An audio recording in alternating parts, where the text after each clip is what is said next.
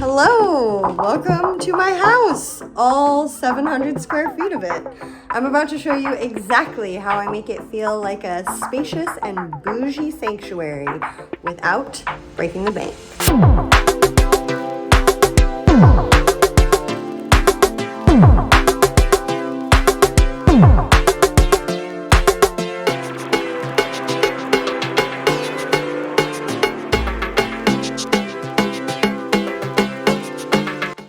I'm Quinn, a professional organizer here in Portland, Oregon, and today I'm giving you the full tour of my tiny house along with every strategy that I use to make this small space feel luxurious. By the end of this video, you will have a roster of strategies that you can apply to any small space to get the most out of it. Let's be real, 700 square feet is actually pretty typical here in Portland, but it can start to feel cramped really quickly if you don't have a strategy. I'm gonna show you a couple photos of what our house looked like before we moved in. Insert now. Growing up watching my mom work as an interior designer, I learned pretty quickly that it's not about the size of the space. It's about the intentionality behind the design. And from 20 years in service, I know that great spaces need three things. I call it F.F.P. Function first, flow, and personality with a purpose. Function first. Function is always first. Everything you see has earned the right to be here. There's no fat left on this cut of meat. Number two is flow, and that applies not only to visual flow, but also physical flow. Your eye, as well as yourself, should be able to fluidly move through your space unobstructed. Number three is personality. Personality with a purpose. Beautiful does not have to mean cluttered, and minimal does not have to mean beige and boring. Let's start with our first principle, function. Function, function, function. Our multifunctional front room is a really good example of this because this one room serves as our entryway, our living room, our guest bedroom, my office, my art studio, and our fitness studio. Nothing in my home has only one job, including me.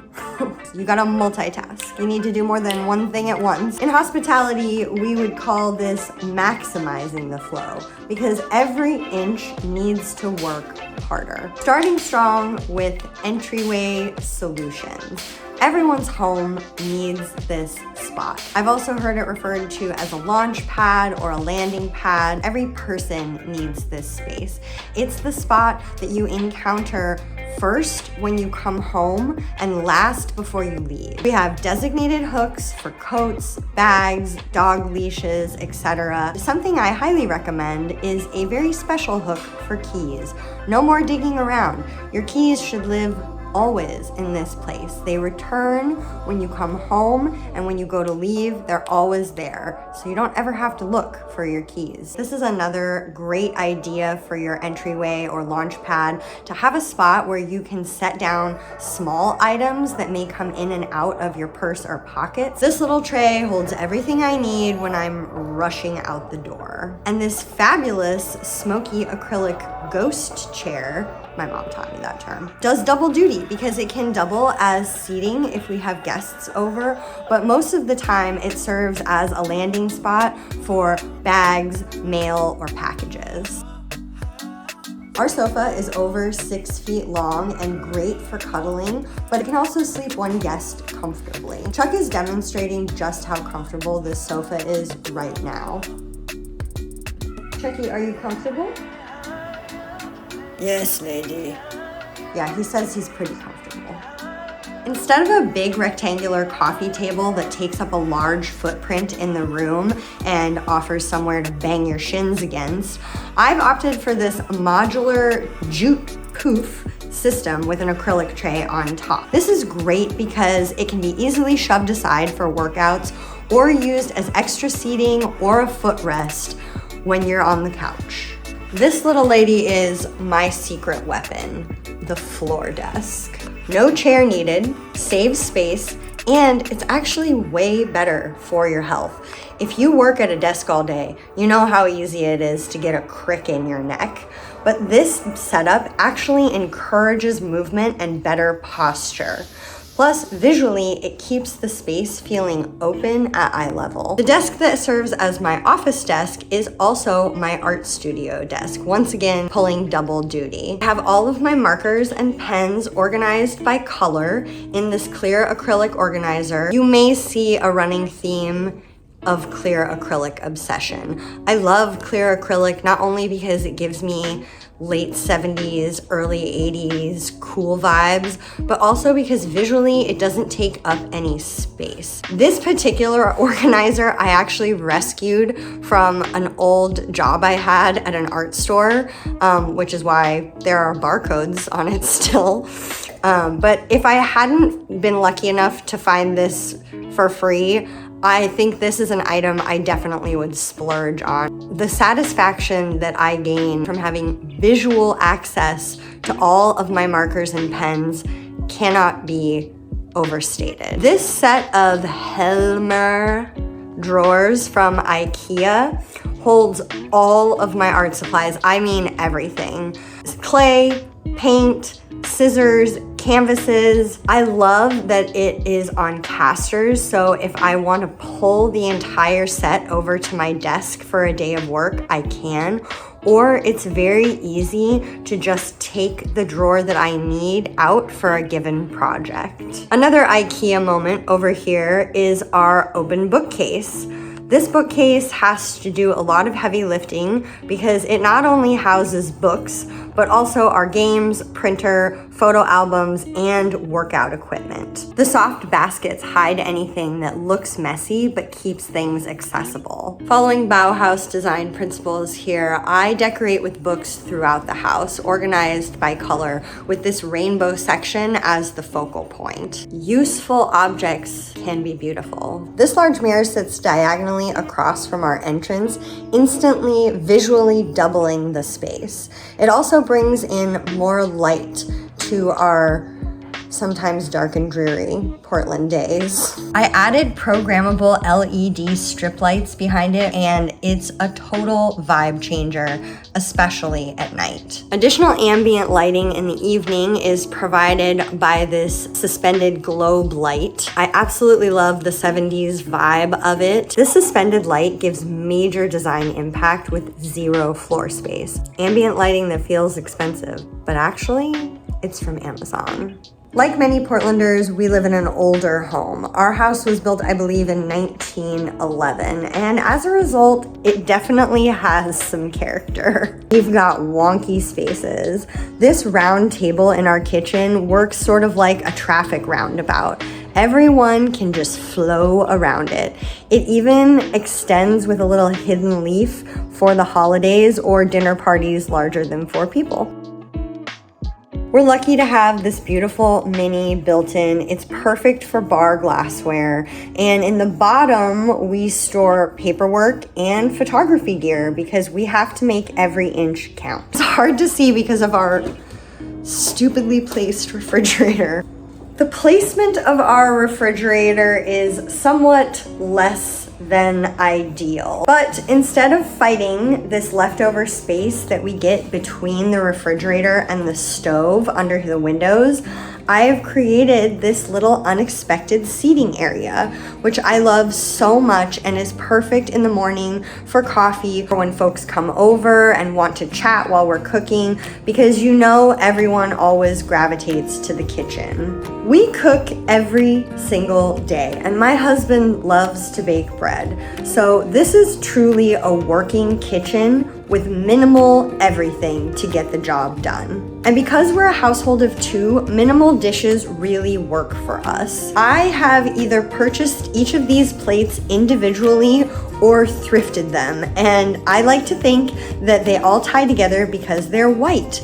And even though they're mismatched, I find the effect to feel effortless and charming, sort of a little bit of shabby chic. Another shabby chic vibe are mason jars. Mason jars are the MVP because they are not only a drinking glass, but also food storage, shaker. It's a multifunctional item which has a universal lid, which means that you need even less storage. Everything you see on our counters for decoration is actually a functional piece that we use to cook on the daily, but that doesn't mean that it's not aesthetically pleasing. And I cannot recommend a magnetic knife strip enough. It not only saves drawer space and keeps your knives handy, but it prolongs the life of your knives by keeping them sharp. Recently, we've been getting into fermentation, and so we purchased this yogurt maker. Love her. But that did mean that something needed to go from our countertops because we practice a 1 in, 1 out system with this limited amount of space. There was a soda stream here, and I tried for a long time to be a soda stream girly because I wanted to be European, but my Midwestern roots won out because it's LaCroix for me. So it was goodbye soda stream and hello fresh yogurt. Less stuff means less organization needed. You might think that a professional organizer would have perfectly sorted silverware, but honestly, we don't even separate ours. It's more effort than it's worth, in my opinion. I will never sort my silverware, and you can't make me. Cloth napkins are one of my #1 tips for adding a sense of bougie luxury to your life. They're superior and they elevate any meal. And the linens that didn't fit, such as pot holders, came over here to live on some metallic hooks right next to the stovetop. No surface is wasted. Now moving around our table in a traffic flow pattern, we encounter the multi-purpose pantry. This pantry is actually our only other closet in the entire house besides the bedroom closet, which I made over in this video. So this closet is not only our pantry, but it's also our coat closet, storage, and supply cupboard, all in one. We follow restaurant principles with the wet storage and cleaning supplies on the bottom, and moving up from wet to dry, as one of my chefs taught me, store things in the order of least catastrophic cleanup. So if the oatmeal falls onto the olive oil, it's not as big of a deal as if the reverse happened. Which brings us finally to the tiniest space in the house, the bathroom. Ding! This is definitely the tiniest space in the house. It's basically just a pedestal sink and a medicine cabinet, which honestly could probably be better organized. Maybe I should make over this medicine cabinet. You tell me in the comments. This narrow shelf holds all of our bathroom accessories, including a modular basket system for my cosmetics, enough towels for us and a guest, plus we have a towel bar and a hook on the back of the door. I love to use empty paper berry baskets as a form of modular storage in a variety of places throughout the house. I'm sure you've already noticed, but they really come strong here in the bathroom. I love them for my hair claw clips, my hair ties and accessories, as well as separating out my cosmetics basket into sort of individual sections of products to make it easier to see what I'm working with. I also use them underneath of the cabinet to separate out cords, and then these are all my press-on nails and accessories. They're just perfect for small item storage, and also they're adorable and they're free. I get them at farmers markets, the grocery store. Anytime I get some type of produce that hasn't ruined or stained the basket, I'll just save it. Another bonus of this modular cosmetics basket is that I can take the entire thing out and then leave the bathroom if need be, if I need to share it, because of course this is our only bathroom. More berry baskets. I'm very, very obsessed with berry baskets. I don't know about you, but I love a hair accessory. I love a hair accessory. I'm always here for a scrunchie. Give me a bow any day of the week. This is my coup d'etat. This is how I store all of my barrettes, and it's just a piece of ribbon, And I love that it keeps them all organized and really easy to find, and it stops them from having hairs stuck to them as well. And it's very easy to move. So highly recommend that little trick. And then I have this repurposed shipping container box that I just cut the top off, and it serves to store all of my overflow large items that don't currently fit in the medicine cabinet. And keeping the shower products minimal means that just this little hanging caddy does the job.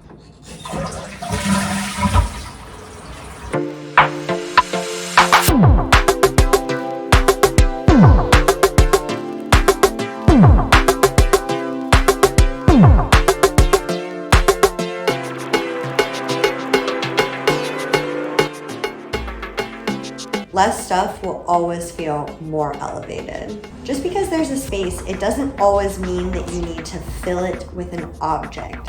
Sometimes we need to reimagine how we think of space as being filled with opportunity. Opportunities to pursue the things that you're passionate about. You should always let your passions inform your space. If you love to bake, but all of your baking pans are in the bottom cabinet, it's just that many more pain points between you and doing the thing that you love. Say it with me, children. Modular, modular, modular.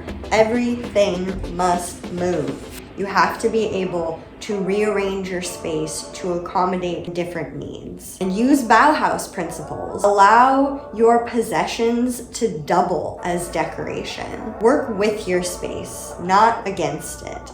Allow the wonky Portlandness to come through of funny windows and crooked corners.